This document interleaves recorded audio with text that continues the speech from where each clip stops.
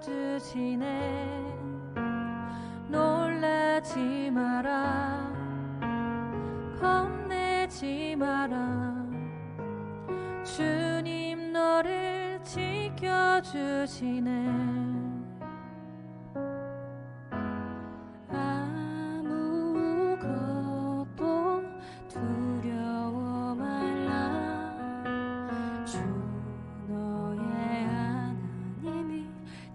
지켜주시네. 놀라지 마라, 겁내지 마라. 주님 나를 지켜주시네. 내 맘이 힘에 겨워 지칠지라도 주님 나를 지켜주시네.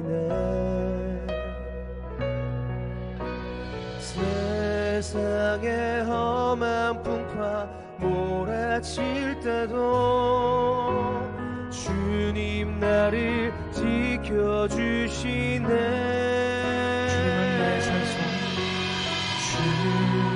주님은 나의 산소, 주님은 나의 산소, 주님은 나의 요새, 주님은 나의 소망,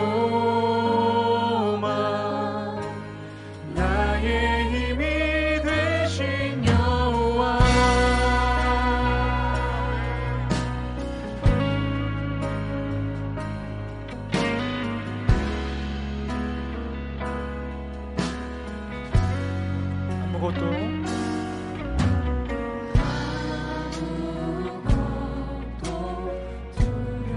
주 나의 하나님이 지켜주시네. 주 나의 하나님이 지켜주시네. 놀라지 마라, 놀라지 마라, 겁내지 마라. 겁내지 마라. 주님 나를 지켜주시네. 다시 한번 고백할까요? 아무것도 두려워 마라.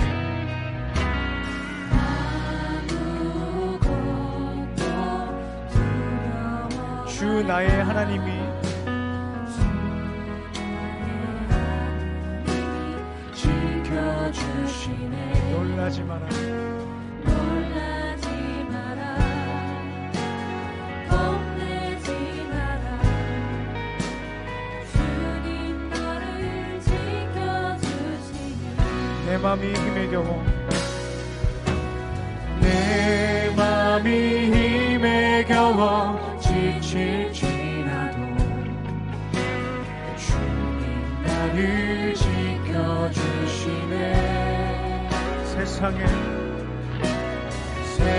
세상의 험한 풍파 몰아칠 때도 주님 나를 지켜주시네.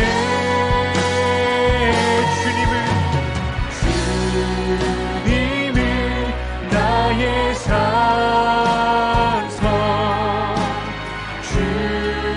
주님은 나의 요새, 주님은 나의 소망, 나의 힘이 되신 여호와.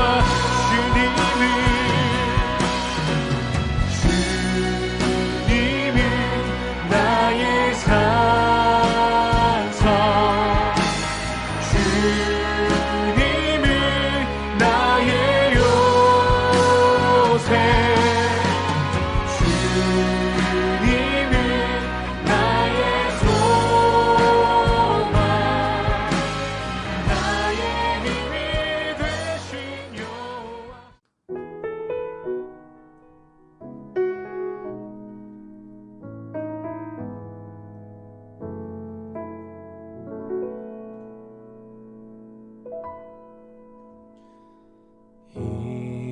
일어나 걸어라, 내가 새 힘을 주리니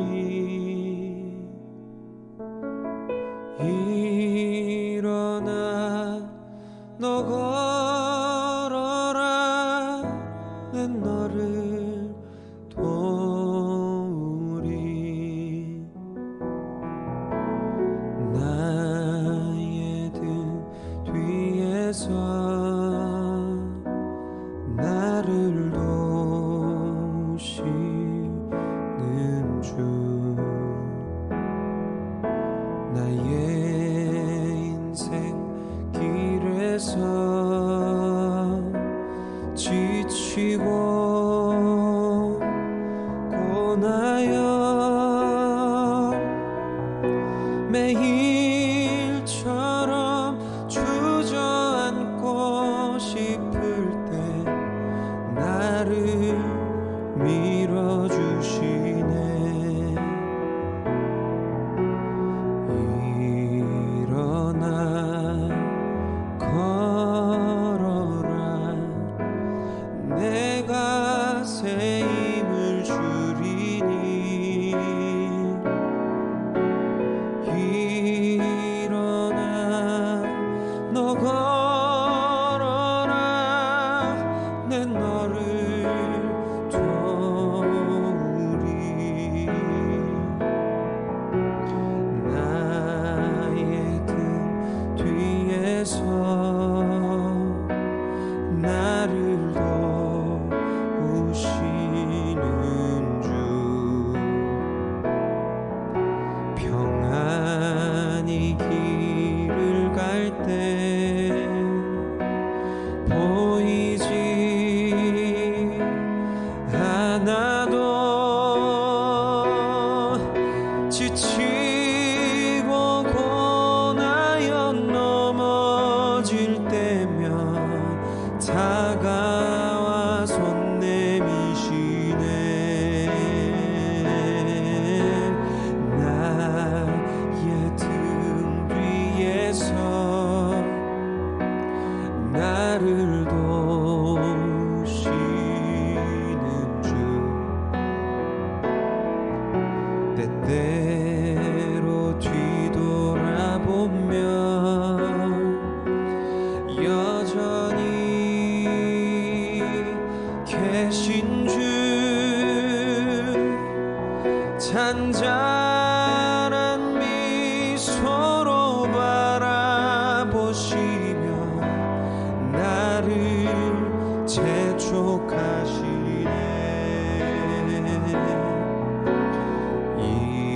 일어나 걸어라. 내가 새 힘을 주리니.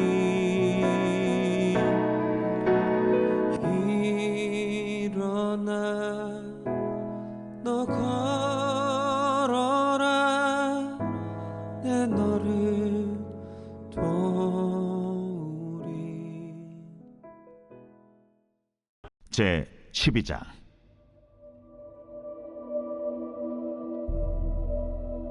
모세가 구스 여자를 취하였더니 그 구스 여자를 취하였으므로 미리암과 아론이 모세를 비방하니라. 그들이 이르되 여호와께서 모세와만 말씀하셨느냐? 우리와도 말씀하지 아니하셨느냐? 여호와께서 이 말을 들으셨더라. 이 사람 모세는 온유함이 지면의 모든 사람보다 더하더라. 여호와께서 갑자기 모세와 아론과 미리암에게 이르시되 너희 세 사람은 회막으로 나오라 하시니 그 세 사람이 나아가매 여호와께서 구름 기둥 가운데로부터 강림하사 장막문에 서시고 아론과 미리암을 부르시는지라. 그 두 사람이 나아가매 이르시되 내 말을 들으라. 너희 중에 선지자가 있으면 나 여호와가 환상으로 나를 그에게 알리기도 하고 꿈으로 그와 말하기도 하거니와 내 종 모세와는 그렇지 아니하니 그는 내 온 집에 충성함이라. 그와는 내가 대면하여 명백히 말하고 은밀한 말로 하지 아니하며 그는 또 여호와의 형상을 보거늘 너희가 어찌하여 내 종 모세 비방하기를 두려워하지 아니하느냐. 오늘 말씀은 이스라엘이 하세롯에 도착한 후에 미리암과 아론, 즉 모세의 형제들이 모세의 권위에 반기를 들고 있습니다. 그 이유가 1절에 있습니다. 모세가 구스 여자를 취하였더니 그 구스 여자를 취하였으므로 미리암과 아론이 모세를 비방하니라. 모세의 형들이었던 미리암과 아론은 모세가 구스 여인을 아내로 취한 것에 대해서 비방하고 있습니다. 근데 이 비방은 사실은 비방을 위한 비방에 불과한 것이었습니다. 왜냐하면 이 구스인은 출애굽기 34장에 있는 이스라엘이 결혼하면 안 되는 종족 중에 구스인은 없었기 때문이죠. 그러니까 사실 구스 여인을 취한 것을 비난한 것은 이 미리암과 아론의 핑계에 불과했던 것입니다. 진짜 이유가 2절에 나와 있죠. 그들이 이르되 여호와께서 모세와만 말씀하셨느냐 우리와도 말씀하지 아니하셨느냐 이렇게 이야기했습니다. 여기에 진짜 이유가 나타나는데 하나님께서 모세하고만 이야기하냐 우리에게도 말씀하셨다라고 이야기한 것입니다. 그러니까 즉 정리하면 진짜 이유는 이 결혼의 문제가 아니고 시기와 질투의 문제였던 것입니다. 오래전부터 모세를 시기했던 미리암과 아론이 괜히 구스 여자를 아내 취한 것을 핑계 삼아서 모세를 비방한 것이었죠. 여기서 우리가 알 수 있는 것은 근거 없는 비판의 원인은 욕심과 집착이라는 것입니다. 그 당시에 모세의 리더십 아래 있었던 사람들이 수백만 명이 있었죠. 그런데 왜 하필이면 미리암과 아론이 이 두 사람이 반기를 들었을까요? 그것은 그들 안에 욕심과 집착이 있었기 때문이었습니다. 그들이 모세의 권위와 같은 권위를 기대했고 그 권위에 대한 집착이 있었기 때문에 문제가 안 될 것을 문제 삼아서 모세를 비난했던 것이죠. 여러분, 내 안에 어떤 집착이 있으면 상황을 정확하게 판단할 수 없고 오판하게 되는 것입니다. 어떤 것에 너무나 많이 몰입하고 있으면 객관적인 판단을 할 수 없는 것입니다. 내 안에 어떤 욕심도, 어떠한 집착도, 어떠한 붙듦도 없어질 때 가장 정확한 판단을 할 수 있는 것입니다. 장기 같은 거 둘 때 장기를 두는 사람보다 옆에서 훈수 두는 사람이 장기판을 더 잘 보죠. 이 훈수 두는 사람에게는 승리에 대한 집착이 없기 때문이죠. 집착이 없기 때문에 객관적으로 판이 보이고 정확하게 판단하는 것입니다. 나이 드신 어르신들을 보면 그분들에게는 삶의 지혜가 있음을 우리가 알 수 있습니다. 그래서 그분들이 조언할 때 그분들의 어떤 생각을 듣는 것은 참 사역과 개인의 삶에 도움이 됩니다. 왜 그럴까요? 이 어르신들은 젊은 사람들에 비해서 상대적으로 집착이 약해지기 때문이죠. 야망이 많은 젊은이는 야망에 집착하기 때문에 오판도 많이 할 수 있습니다. 그래서 성경은 백발 앞에 머리를 숙이라고 이야기하죠. 어르신들 앞에, 인생의 경험이 많은 분들 앞에, 삶에 대한 집착이 점점 약해지는 분들 앞에 머리를 숙이고 그분들의 조언을 듣고 그분들의 말씀을 심각하게 생각하고 받아들일 때 그럴 때 삶의 지혜가 우리에게 온다는 것입니다. 침례 요한이 거침없이 진리를 분별하고 선포했던 비결이 그가 광야에 살면서 메뚜기와 석청을 먹었기 때문이었습니다. 그는 가진 것이 없었기 때문에 지킬 것이 없었고 그랬기 때문에 집착하는 것이 없었기 때문에 진리를 바로 분별하고 진리를 바로 선포했던 것입니다. 거꾸로 가진 것이 많을수록 지킬 것이 많을수록 진리가 흐려지는 것입니다. 지킬 것에 대한 집착이 우리의 눈을 흐리고 판단을 흐리고 진리를 분별하지 못하게 하는 것입니다. 여러분, 내가 무언가에 집착하고 있으면 헷갈리게 되어 있습니다. 그러나 그 집착을 내려놓는 그 순간 모든 것들이 명확해지고 정확해지고 분별이 되어지는 것입니다.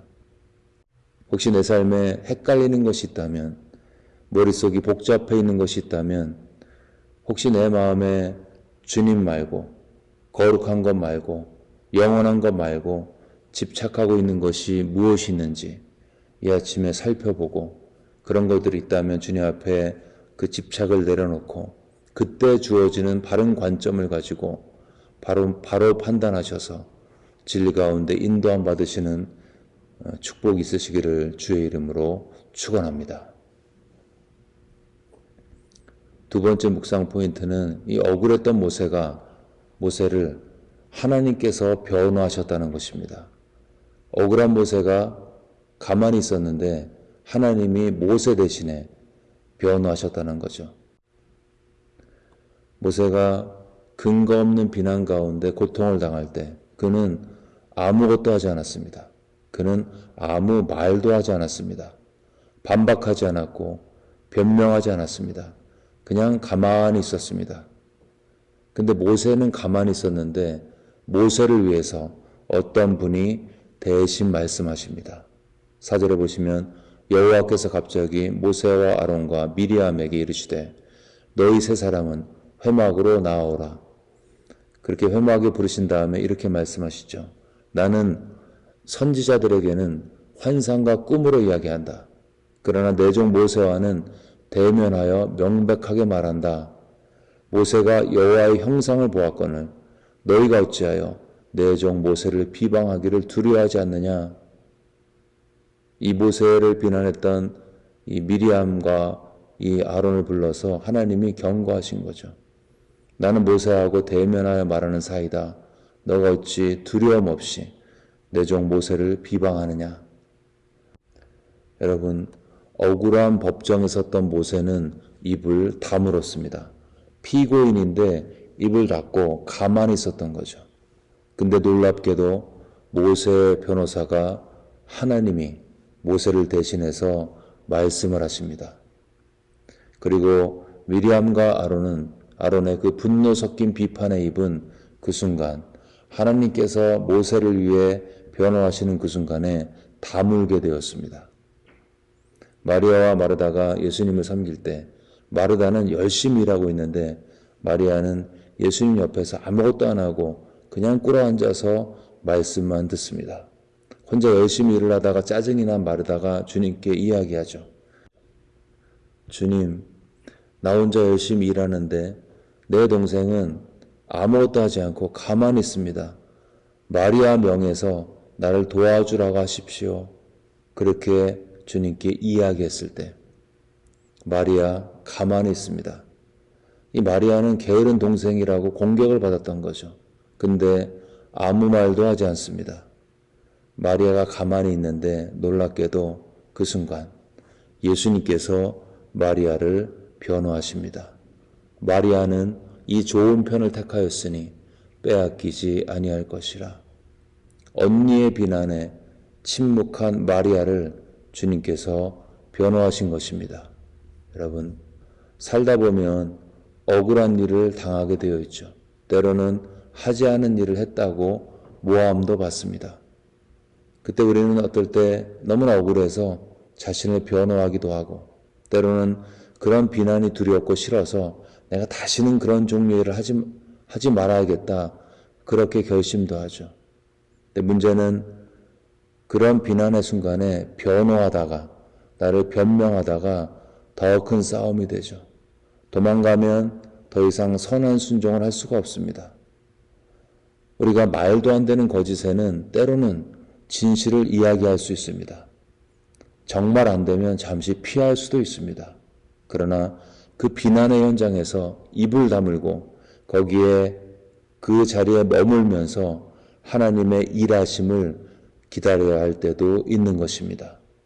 그러면 놀랍게도 주님께서 나를 대신해서 그 현장에서 나를 변호해 주십니다.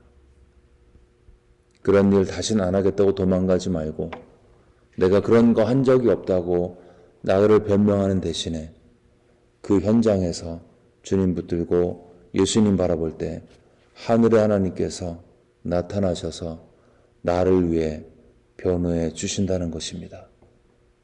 여러분, 하나님이 변호하시면 나를 위해 말씀하시면 한순간에 평정이 되는 거죠. 미리암과 아론의 입이 다물어졌습니다. 마르다도 주님의 변호 이후에 침묵하고 있죠. 여러분, 내가 주님 편에 서 있으면 주님께서 나를 위해서 변호하시고 내 길이 옳다라고 말씀해 주시는 것입니다. 그러므로 억울한 일을 당할 때 우리가 점검할 것이 있습니다. 첫 번째, 내가 주님의 길에 서 있는가? 나는 주님의 길을 걸어가고 있는가? 만약에 그렇지 못하다면 그 비난을 내 삶을 바꾸는 지혜로운 조언으로 바꿔서 내 삶을 고치고 방향을 바꿔서 그렇게 되면 내 삶이 더욱더 거룩해지는 거죠. 나에게 좋은 것입니다. 둘째, 만약에 내가 주님의 십자가의 길에 서 있다면, 그럼에도 불구하고 비난이 들려온다면 때로는 침묵해야 합니다. 감정이 끓어오를 때 하는 자기 변명은 때로는 그 불에 기름을 끼얹는 것 같은 그 갈등과 그 비난을 더욱더 크게 하는 부작용이 생기기 때문이죠. 가만히 봐서 한 번 정도는 팩트를 이야기할 수 있습니다. 그러나 내가 사실을 이야기했는데도 해결이 안 되면 침묵이 답인 것입니다. 이렇게 자신을 점검하고 침묵하면 나를 대신해서 나를 변호하시는 분이 계시다는 거죠. 그 모든 상황을 가장 많이 하시고 가장 정확하게, 가장 완벽하게 하시는 분이 계시다는 것입니다. 그래서 그분의 판단은 최종적이 되는 것입니다. 2심과 3심, 대법원 판단이 필요 없고 하나님이 결정하시면 마지막 권위가 주어지기 때문에 그대로 결정되는 것이고 그대로 실행되는 것이고 모든 사람들 앞에 명확하게 드러나는 것입니다. 모세와 마리아처럼 사람에게 반응하지 말고 주님께만 반응하여 내 말이 아닌 주님의 변호로 그 비난을 오히려 하나님의 호의로 바꾸시는 그런 은혜를 체험하시는 우리 모두가 되시기를 주의 이름으로 축원합니다. 아멘. 네, 이 시간 들은 말씀 붙들고 기도하실 때 우리의 삶에 모든 집착을 버리고 진리를 바로 분별할 수 있는 지혜가 있을 수 있도록 예수님 외에 다른 어떤 것도 우리의 눈을 가리지 않도록 우리 마음 모아 기도하겠습니다. 또한 살면서 근거 없는 비난에 시달릴 때 사람에게 반응하지 말고 주님께만 반응할 수 있도록, 그래서 주님이 날 위해 변호하시고 그 변호로 인해 위로받을 수 있도록 들은 말씀 마음에 새기면서 다 함께 기도하겠습니다.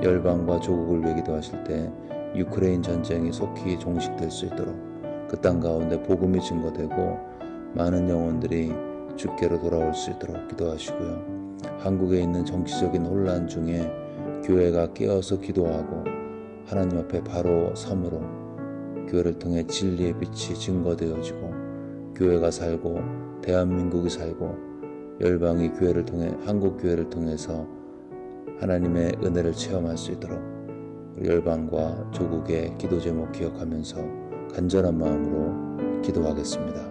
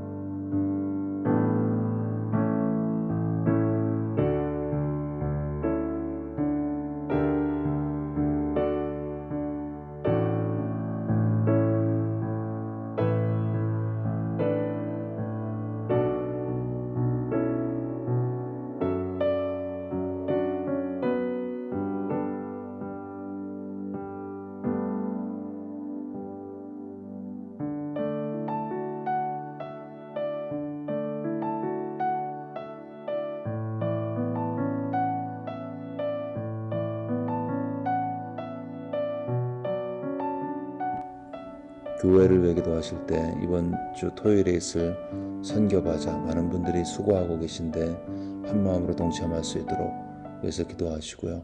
안전사고 없이 은혜 가운데 잘 진행될 수 있도록 선교바자를 위해서 기도하겠습니다. 또한 건축을 위해 기도하실 때 퍼밋이 속히 나오고 건물이 빨리 착공되고 완공되어서 그 새로운 건물에서 우리 다음 세대 아이들이 마음껏 주님을 예배하고 말씀을 배우고 기도할 수 있도록, 그리고 하나님께서 예비하신 유수 사역자가 청빙될 수 있도록 다음 세대 사역을 위해 기도하시고요. 이런저런 병 때문에 아프신 분들 주님께서 찾아가 주시고 주님의 권능의 팔로 붙드사 하나님의 치유를 체험하고 강건할 수 있도록 마음의 평강으로 함께 하시고 영이 충만하여서 이 어려움을 주님을 신뢰하는 믿음의 고백 안에서 승리할 수 있도록 아프신 분들의 치유를 위해서 간절한 마음으로 합심하여 기도하겠습니다.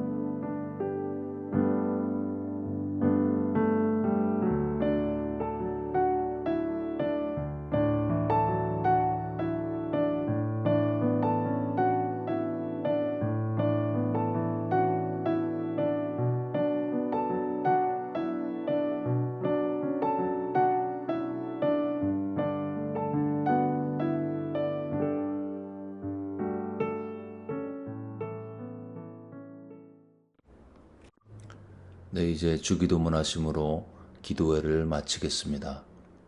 하늘에 계신 우리 아버지여, 이름이 거룩히 여김을 받으시오며 나라가 임하옵시며 뜻이 하늘에서 이루어진 것 같이 땅에서도 이루어지이다.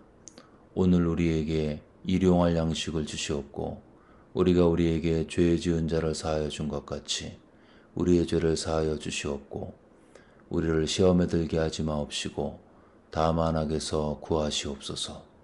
나라와 권세와 영광이 아버지께 영원히 싸움나이다. 아멘.